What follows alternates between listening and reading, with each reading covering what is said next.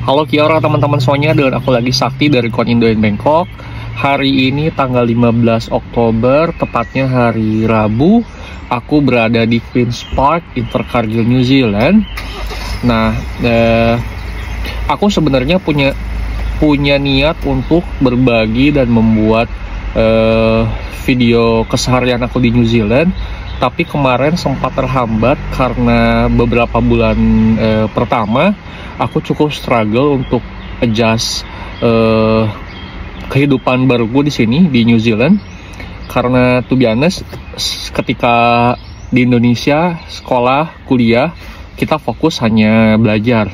Dan sedangkan di sini mau nggak mau aku harus membiasakan diri untuk belajar sekaligus dengan bekerja, dan itu cukup struggling untuk beberapa bulan pertama.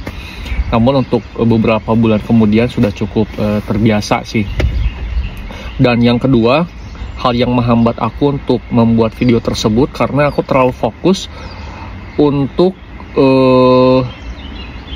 jujur aku banyak banget bahan-bahan konten yang sudah aku simpan di laptop dan di handphone, dan itu belum sempat aku publish atau belum sempat aku share ke teman-teman di YouTube channel aku. Dan aku terlalu fokus ke sana sehingga aku tidak memiliki kesempatan untuk fokus dengan keseharianku seperti itu. Dan tadi akhirnya aku coba untuk brainstorming gimana caranya agar aku bisa segera untuk membuat video keseharian aku, agar aku pun bisa segera memiliki kesempatan untuk membagikan informasi, tips and trick untuk teman-teman yang saat ini berada di Indonesia atau berada di negara mana saja, yang dimana teman-teman memiliki keinginan atau memiliki rencana untuk pindah ke New Zealand, baik itu bekerja ataupun untuk sekolah. Oke.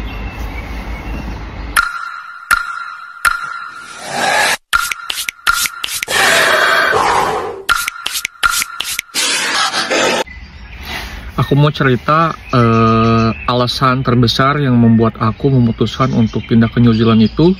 Tahun kemarin aku masih kerja di Agoda Bangkok, Thailand. Lalu ada sebuah musibah yang cukup besar. Aku mengalami gangguan di saraf tulang belakang, yang dimana membuat aku lumpuh selama 5-6 bulan, hampir setengah tahun.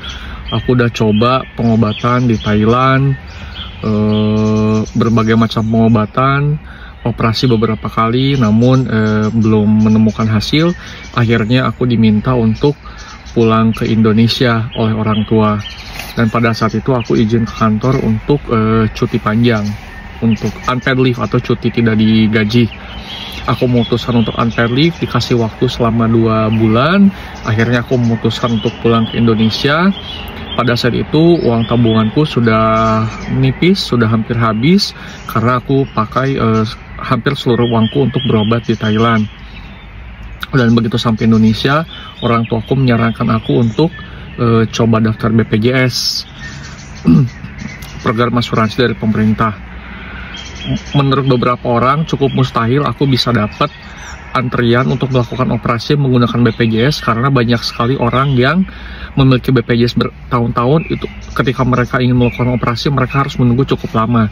Tapi aku menuruti nasihat orang tuaku. Begitu sampai Indonesia, aku daftar BPJS, dan aku diminta oleh pihak BPJS untuk menunggu sekitar beberapa minggu agar akun BPJS itu aktif. Nah, ketika saat itu aku berobat di daerahku di Cipanas, Garut, Jawa Barat, karena orang tuaku sekarang dan beserta keluarga tinggal di Cipanas, Garut, Jawa Barat. Nah, pada saat itu aku rajin melakukan fisioterapi ke rumah sakit. Aku lupa nama rumah sakitnya ya, Rumah Sakit Intan Husada kalau tidak salah. Sambil menunggu jadwal operasi. Nah, ketika di rumah sakit tersebut diinformasikan oleh ahli saraf, aku lupa nama dokternya, disarankan untuk bertemu dengan dokter di rumah sakit di Bandung, Rumah Sakit Santosa. Nah, akhirnya aku menghubungi pihak rumah sakit untuk melakukan check up, dan ternyata diputuskan bahwa memang aku mengalami gangguan syaraf yang cukup parah. Jadi bagian L4 dan L5 di tulang belakangku itu, bagian bantalan tulangnya itu pecah, dan akhirnya si gel yang ada di dalam tulang tersebut menekan syaraf, sehingga semua syaraf dari pinggul kanan ke bawah sampai kaki itu tidak berfungsi. Nah, singkat cerita, di situ saya berbicara dengan dokter, mengutarakan bahwa keuangan saya sudah habis, lalu saya pun sudah lumpuh sekitar 5-6 bulan. Saya tidak memiliki dana lagi untuk melakukan operasi, dan jika menunggu pun saya hanya diberikan waktu oleh pihak perusahaan hanya 2 bulan untuk unpaid leave. Jadi jika aku tidak bisa sehat dalam jangka waktu 2 bulan tersebut, maka mau tidak mau aku harus mengundurkan diri dari perusahaan. Nah, akhirnya dokter, untungnya alhamdulillah dokter pada saat itu, Dr. Abdul Qadir namanya, terima kasih banyak Dr. Abdul Qadir dari Rumah Sakit Santosa Bandung, Kopo. Dokter menyarankan kepada saya untuk segera datang ke bawah, dari lantai 2 ke bawah, datang ke UGD, dan menginformasikan kepada pihak perawatnya bahwa saya sudah tidak kuat lagi, dan dokter sudah merencanakan untuk mengoperasi tulang punggung saya, spine saya, untuk di hari berikutnya. Nah, singkat cerita, operasi alhamdulillah berjalan lancar dan menggunakan BPJS. Lalu recovery selama 1,5 bulan. Setelah itu saya berangkat lagi ke Bangkok, Thailand, untuk bekerja kembali di Agoda Thailand.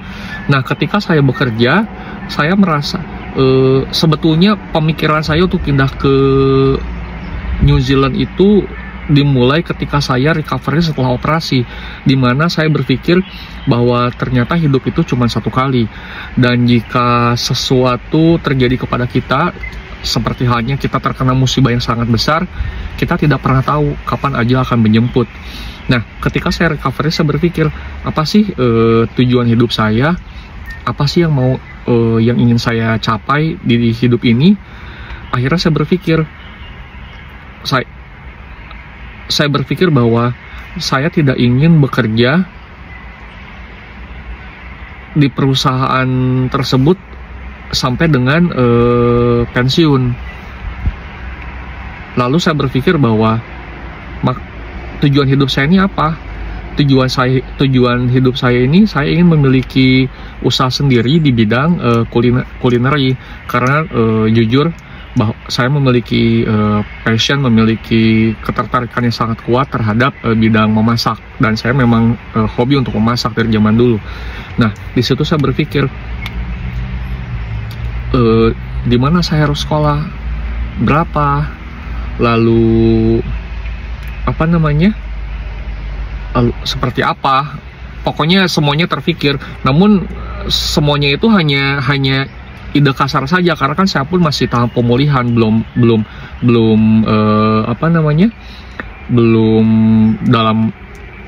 fit secara total.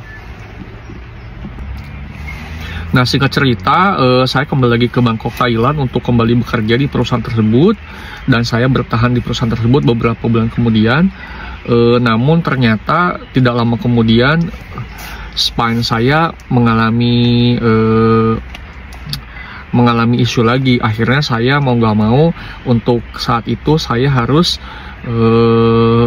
resign dari perusahaan saya dan kembali ke Indonesia untuk melakukan operasi berikutnya. Nah, ketika saya selesai melakukan operasi yang kedua, alhamdulillah kondisi saya semakin fit, semakin kuat, dan dimana menguatkan saya untuk melaksanakan rencana saya sebelumnya untuk melanjutkan pendidikan di bidang kulineri. Nah, step-step yang saya lakukan pada saat itu, saya memutuskan untuk, halo teman-teman semuanya, tadi aku sempat record waktu masih ada di Queen's Park, tapi ternyata nggak sadar itu udah jam setengah 9, ada polisi datang dan informasikan bahwa gerbangnya mau ditutup. Jadi tadi aku buru-buru nyetir dulu pulang ke rumah, mandi, makan, terus sekarang baru sempat lagi untuk nyambung cerita sebelumnya. Nah, sebelumnya aku mau cerita step-step gimana sih langkah aku sampai akhirnya memutuskan untuk pindah ke New Zealand dan sekolah di Invercargill ini. Pertama-tama cukup sulit, banyak banget pilihan. Seperti biasa, seperti teman-teman semuanya mungkin sebelum New Zealand aku sempat berpikir untuk pindah ke Australia atau untuk sekolah di Australia. Namun pada saat tahun kemarin ada peraturan dari imigrasi Australia yang dimana mereka memperketat untuk calon siswa dengan usia yang sudah di atas 35 tahun. Kebetulan tahun kemarin usiaku itu sudah 36 jalan 37. Jadi memang cukup sulit jika aku memang ingin pindah ke Australia. Karena pada tahun kemarin itu keputusan imigrasi yang memperketat peraturan calon student itu cukup rame sih di berbagai sosial media. Terus aku sempat juga kepikiran untuk kerja FIFO, namun ternyata FIFO itu kebanyakan orang Asia kerja di bidang hospitality dan kebanyakan diambil oleh orang-orang yang dapat working holiday visa. Jadi kemungkinan untuk kerja FIFO pun cukup sedikit peluangnya, cukup kecil peluangnya. Akhirnya aku di situ cari-cari informasi agen pendidikan yang cocok agar aku bisa tanya-tanya, mintain pendapat di mana baiknya sekolah yang bagus di Australia kah, di New Zealand kah, atau di Kanada kah. Nah, kebetulan aku dapat dua pilihan agen education agent. Yang pertama itu IDP, IDP Bandung, dan yang kedua itu ICANN Bandung. Nah, aku sempat chat dua-duanya dengan pihak IDP dan dengan pihak ICANN. Tapi aku bukan berarti ingin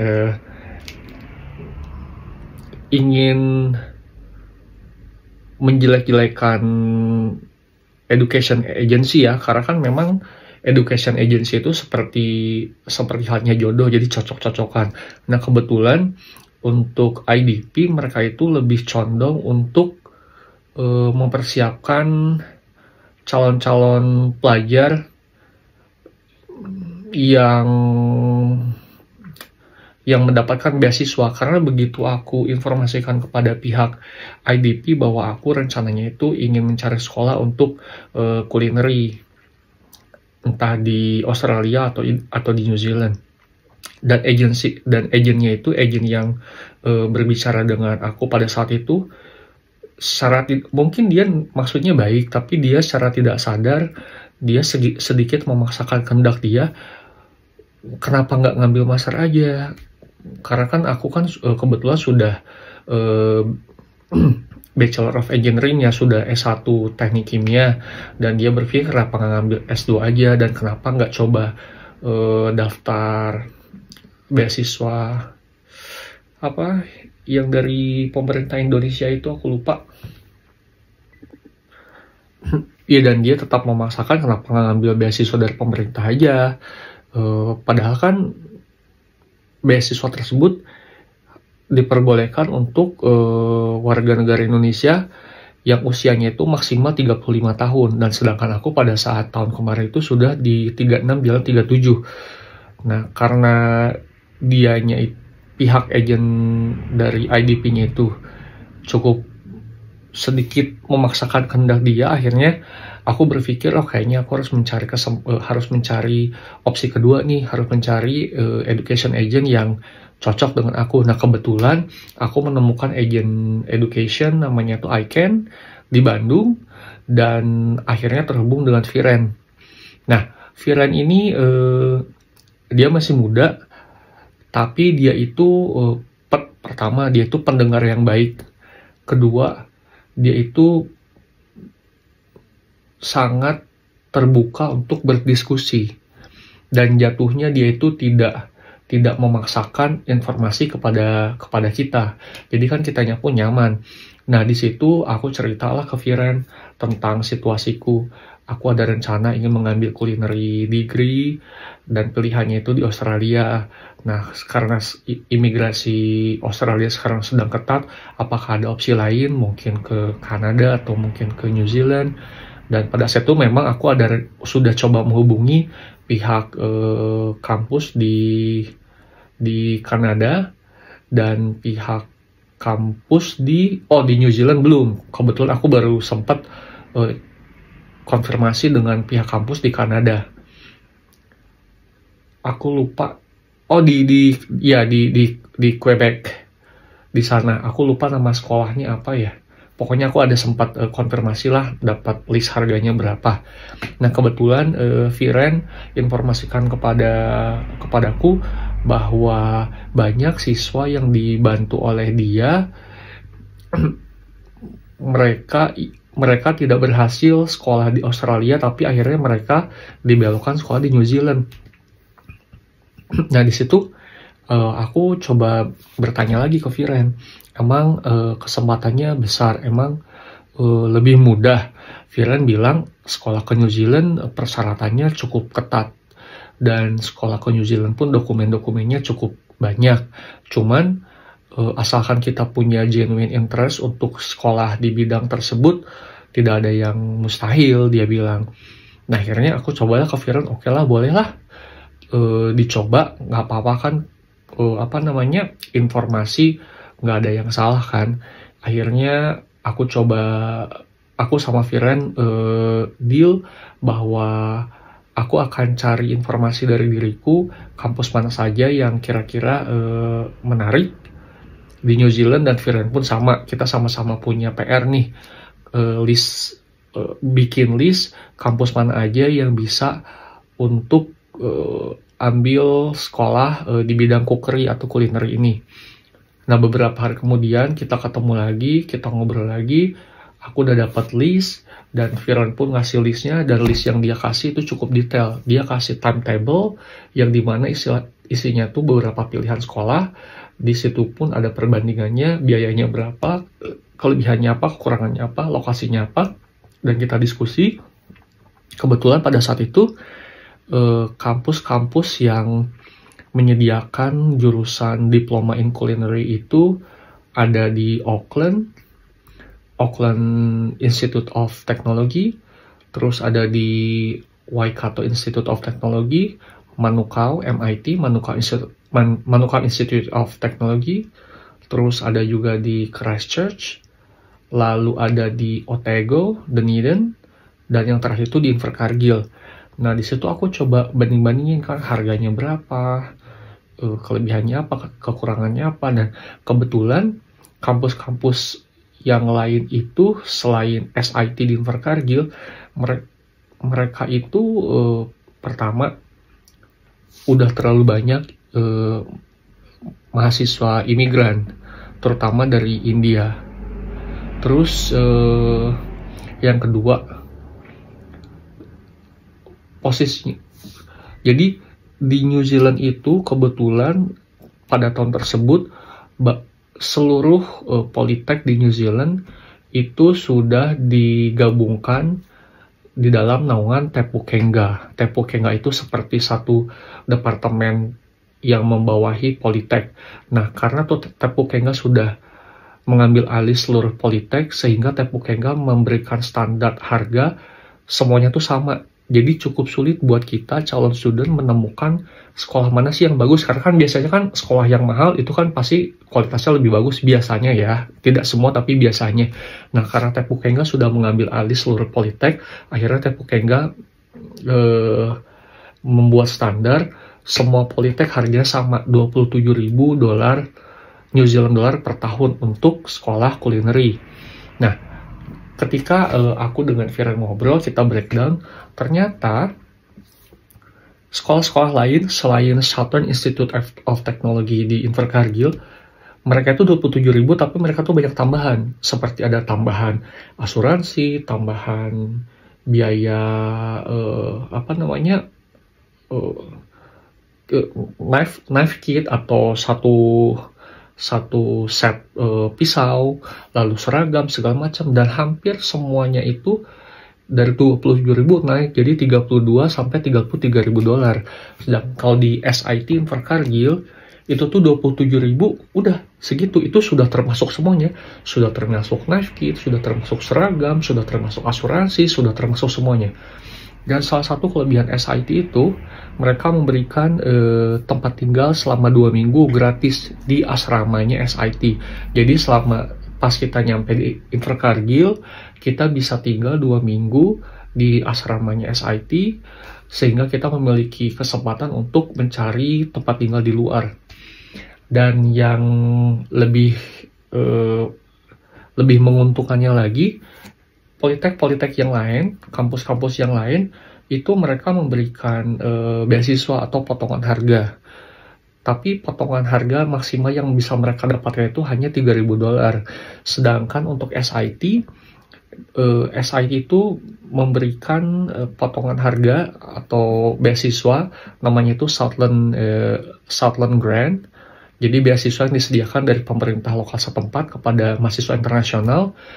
Itu aku mendapatkan potongan 7.000 dolar. Jadi dari 27.000 dolar per tahun, aku dapat potongan 7.000. Jadi uang yang aku bayarkan pertama itu di tahun pertama hanya 20.000 New Zealand dollar. Dan itu cukup banyak. Dan ternyata Southland Grant itu hanya diberikan kepada satu mahasiswa internasional di tiap bidang studi.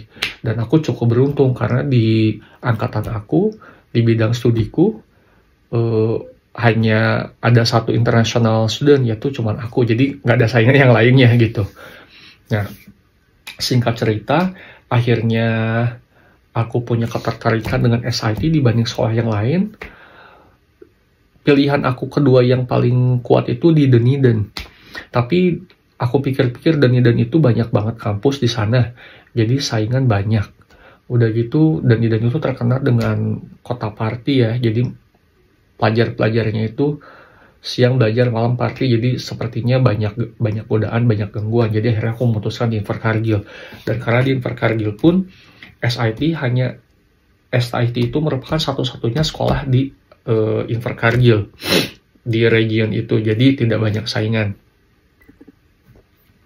Nah, singkat cerita, pada aku lupa bulannya bulan apa, cuman ada Viren dari pihak ICANN menginformasikan bahwa di Jakarta itu ada education fair, yang dimana kalau misalkan aku datang ke sana, di sana ada perwakilan Le Cordon Bleu New Zealand, Australia, dengan pihak SIT juga, dengan Marcel. Nah, aku kebetulan datang ke Jakarta, ketemu Marcel dari SIT, lalu ada sempat ngobrol dengan pihak Le Cordon Bleu, tentunya Le Cordon Bleu lebih mahal ya. Lalu di situ ada promo juga dari ICANN. Kalau misalkan aku daftar 5 juta rupiah, di situ aku bisa mendapatkan cashback 5 juta berikut dengan free luggage dan dengan undian. Kebetulan di situ aku menang undian emas 3 gram, lumayan kan. Nah, singkat cerita, aku akhirnya sign dengan SIT. Lalu disinilah mulai banyak cobaan. Setelah aku menentukan bahwa aku mau sekolah di SIT, di situ aku mulai dibantu oleh pihak ICANN dengan Viren untuk menyiapkan dokumen-dokumennya. Nah, kebetulan untuk keuangan di sini aku dibantu oleh orang tua. Kebetulan aku meminta tolong kepada orang tua untuk meminjamkan dana untuk mengambil program kuliner ini, dan kebetulan orang tua aku mendukung ya. Nah, tapi ada hal lucu, karena kan orang tuaku itu cukup strict ya, dan mereka itu kurang setuju dari zaman dulu kalau aku ngambil sekolah hospitality. Maka dari itu mereka menyarankan aku untuk mengambil kuliah di bidang teknik, yaitu teknik kimia. Karena hampir keluarga besar hampir semuanya engineer.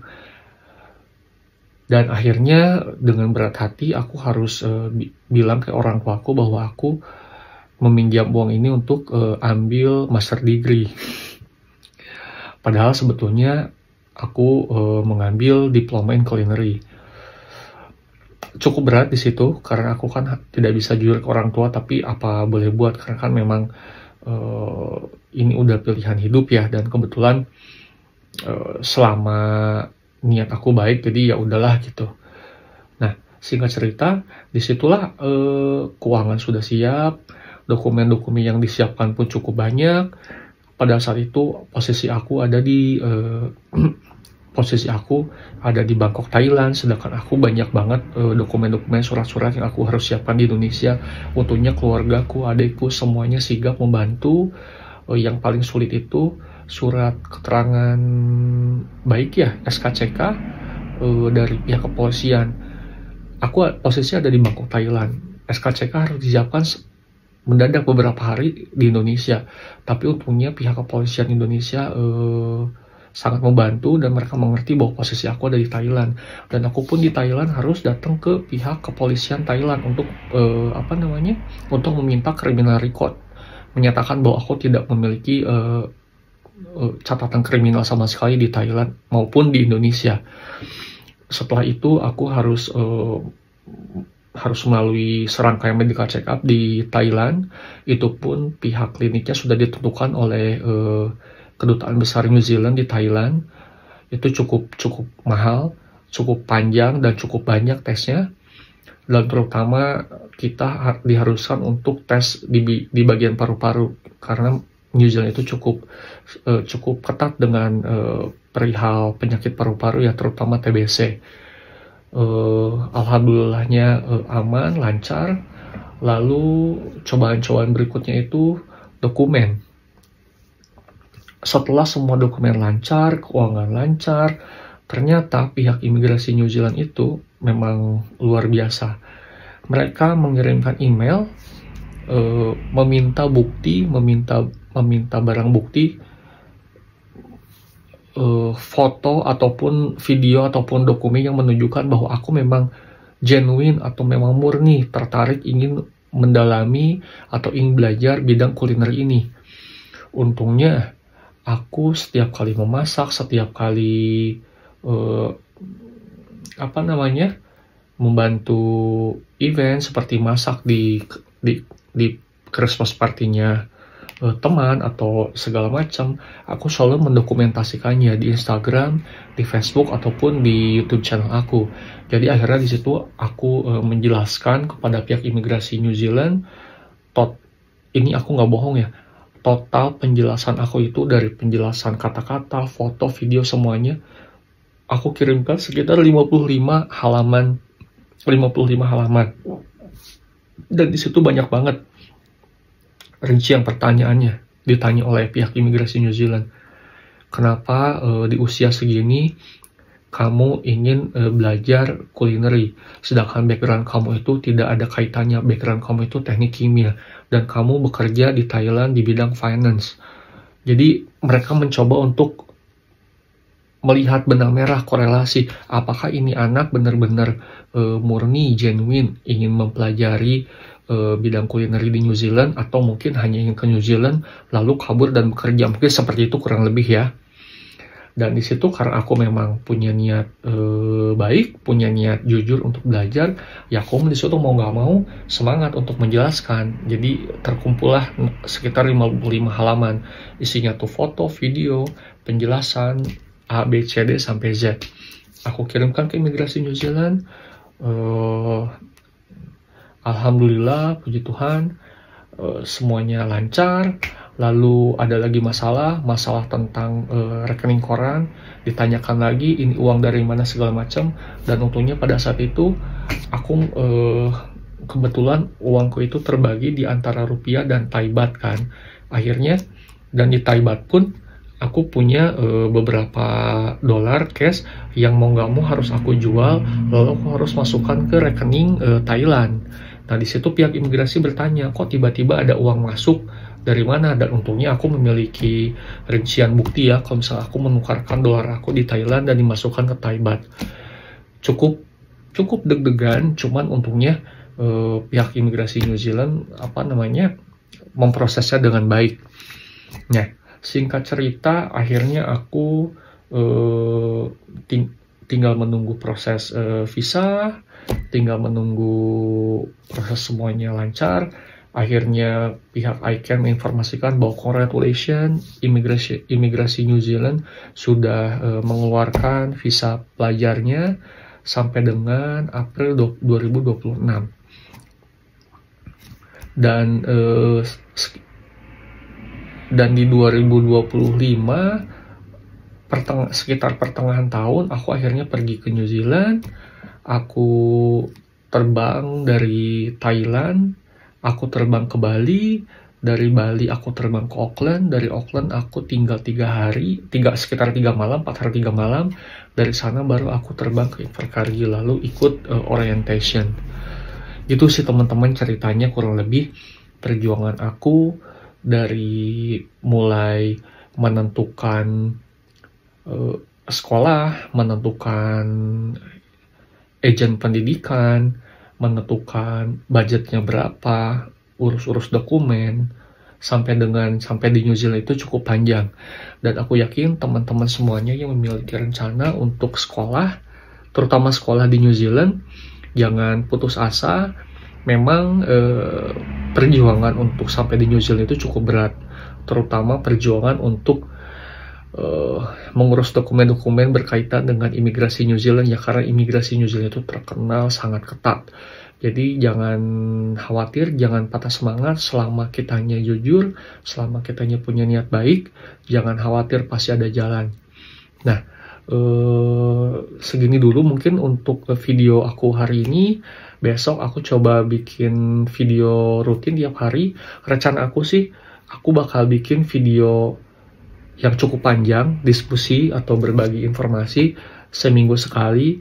Dan untuk hari-harinya, setiap hari aku coba bikin video short atau video pendek tentang keseharian aku. Misalkan aku pergi sekolah, atau aku pergi bekerja part-time, seperti itu. Sehingga teman-teman memiliki gambaran informasi bagaimana sih kehidupan pelajar Indonesia di New Zealand, terutama khususnya di Invercargill City ini.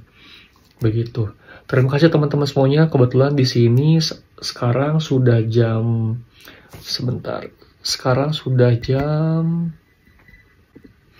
Kebetulan di sini di Invercargill New Zealand sekarang sudah jam setengah 12 malam. Besok aku ada kelas pagi jam setengah 9 pagi untuk roti, untuk praktis atau latihan bikin roti. Nah, besok aku coba bikin short video nunjukin gimana sih situasi kelas di SIT Invercargill New Zealand, terutama di kelas culinary. Oke, kalau gitu teman-teman semuanya, terima kasih banyak atas supportnya. Terima kasih banyak untuk teman-teman yang sudah subscribe, dan yang belum subscribe, tolong bantu support untuk subscribe channel YouTube aku, Con Indo in Bangkok. Jangan lupa juga untuk like, dan teman-teman kalau misalkan ada yang ditanyakan, silahkan teman-teman tulis di komen. Nanti kalau misalkan ada hal yang ingin ditanyakan, aku pasti akan bantu untuk menjawabnya. Kalau aku belum tahu jawabannya, aku akan cari tahu dan nanti aku akan share di video berikutnya. Oke, kalau gitu teman-teman, Ngami Himui dari Invercargill New Zealand. Selamat istirahat dan sampai jumpa besok. Bye-bye.